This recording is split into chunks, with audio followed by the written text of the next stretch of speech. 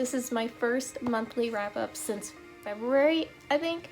I don't even know if I did monthly wrap-ups, to be honest, because I had a huge reading slump between March of 2020 and November 2020, but in November I was determined and I was ready to get back into the reading, and I did. So I will show you the books that I either was working through, finished, or started in the month of November.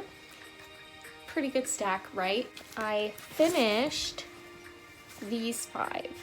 So that's pretty good considering I hadn't read anything since March. I am currently reading through these 2, and I will continue to read through them in December and January as long as it takes until I finish them. This one's a devotional for the weekdays, and then this one is for when I teach the preschool and kindergarten class at my church. Then I also started the Defining Decade a couple days ago on November 29th, I think it was, and I will be reading this in December. Okay, so first of all, I'm going to talk about my favorite little kids ministry that nourishes. I love this book. It is by Jana Magruder. I use this book, like I said, whenever I'm serving in my church kids ministry. And basically all I do is I will take like a paragraph like that, and then I will choose a focus point for that week, and that is what I aim to focus on during that Sunday. This book is 119 pages, and I highly recommend it because I think it's so important to stay focused on what's actually important, not just getting through a curriculum or getting through a Sunday, but really connecting the kids' hearts to the heart of God. That's my goal overall, and this really helps me do that. Rating 5 stars even though I'm not done with it. So then this Holiness by Jerry Bridges was the devotional that I had chosen for 2020 because it has like a daily devotion. As you can see, I kind of got sidetracked and really haven't been reading this year, so in November I started reading it again.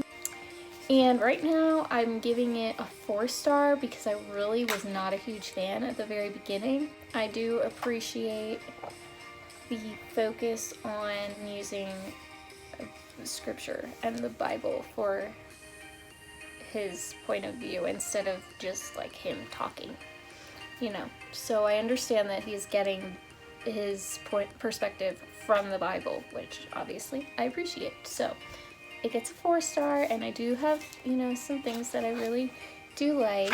At the beginning, honestly, I was planning to unhaul it after reading it. But now I'm thinking I'll probably keep it, and it was a high school graduation present, so I'll probably keep it. But those are the 2 that I'm working through. And then I started the Defining Decade a couple days ago. Defining Decade's like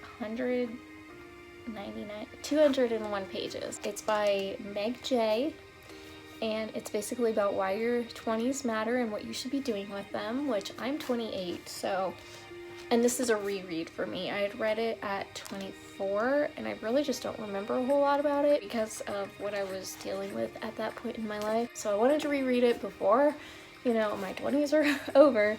And I definitely needed these reminders, and I'm looking forward to continuing to read it and finishing it in December. Then we get into the books that I finished in November. I'm just going to go ahead and start with this one that's on the top of the pile. I had high hopes for Ink, Iron, and Glass by Gwendolyn Clare. I love the idea and the plot.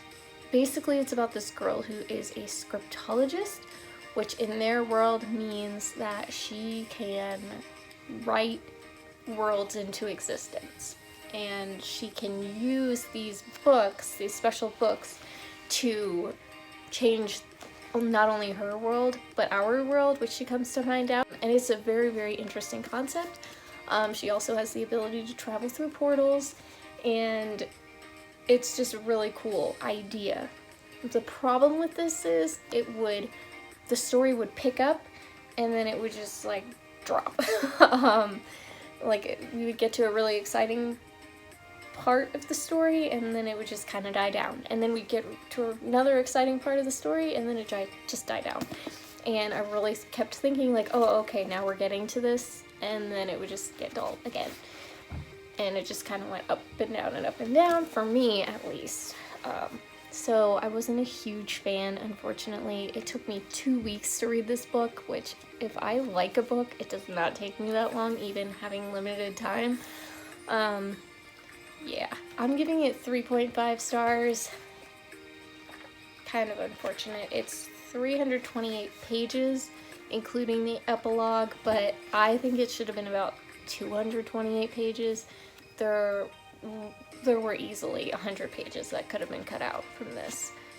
So this is her debut novel, so I don't want to like tear it apart or anything. It just was not what I was hoping that it would be. I'd probably read another book from her again. Maybe. I just love the sentence, "Can she write a world gone wrong?" Like, that has so much potential. And it just kind of disappointed me. So, that was my thought on that. Kind of sad. Sad way to end November, but oh well. And then I also read this collection of essays from my region Guardian Ad Litem group. And I loved this because I am a Guardian Ad Litem, and it's written from the perspective of different Guardians Ad Litem and judges and staff, basically on their experience working with kids in the program. And I just really enjoyed this because I really do have a heart for working with vulnerable children and foster care children, that kind of thing. Also, I have my legal background, so I really extra appreciate this. I just really loved this, and it's very, very short. It took me like a day to read it. 71 pages? Yeah, 71 pages, and I loved it. 5 stars. If I could rate it, I would. So then I also read The Explicit Gospel by Matt Chandler. This is 224 pages with the appendix. Highly recommend. I'm giving this 5 stars. It just kind of talks about our taught perceptions of the Bible and the gospel and what the Bible actually says, and that I think is the best way to put it, and I really, really enjoyed it. Oh, I love this. I loved this. Okay, he was talking about having a conversation with someone and said, in the middle of our conversation, seemingly out of nowhere, she asked me, "Do you think I'm a dirty rose?" My heart sank inside of me, and I began to explain to her that the whole weight of the gospel of Jesus Christ is that Jesus wants the rose. It's Jesus' desire to save, redeem, and restore the dirty rose. I loved that part. And basically it talks about what the Bible actually says, as opposed to what people say that it says. So I love that. I highly recommend. 5 stars.